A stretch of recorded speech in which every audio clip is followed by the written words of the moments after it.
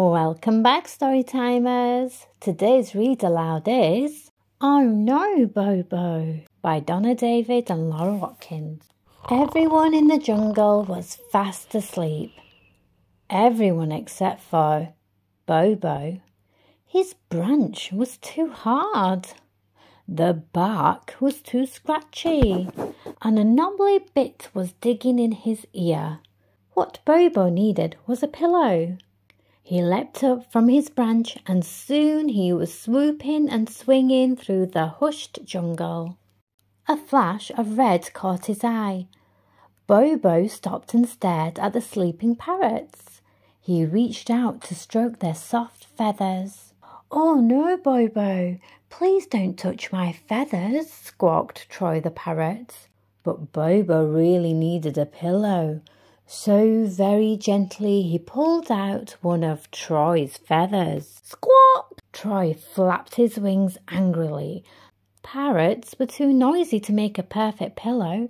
Bobo swung away until he heard a rustling noise below. It was Lulu the slow loris. She looked so warm and oh so cuddly. Bobo reached out his hand.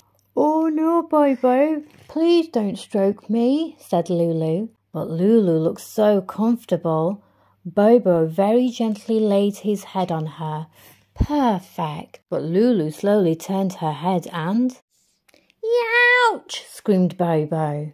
Slow lorises were too bitey to make a perfect pillow. He raced through the jungle again and almost crashed into a nest of giant squirrels. He reached out and tickled a silky smooth tail.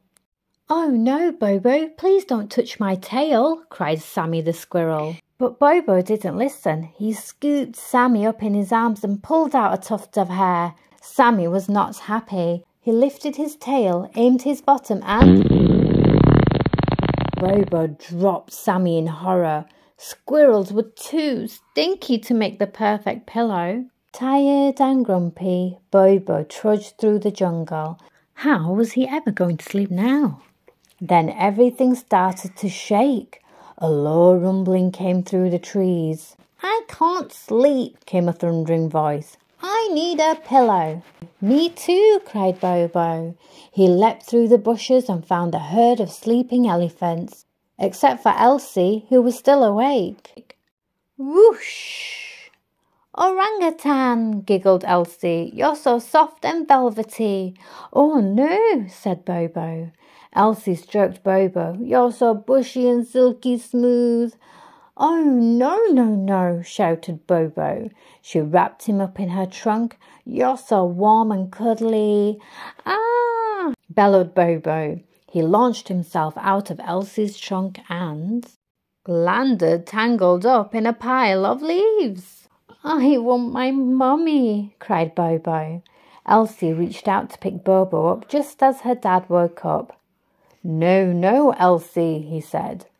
"You know the rules, you have to ask. Bobo, may I help you clean up?" he asked kindly. "Can I help too?" Elsie asked sheepishly. Bobo nodded again. "I'm sorry," Elsie whispered. Bobo felt sorry too. He'd forgotten to ask as well. When Bobo was clean, he trudged back to his mum. She looked so warm and cuddly and soft. Bobo had an important question to ask. "Can I have a cuddle, please?" he asked.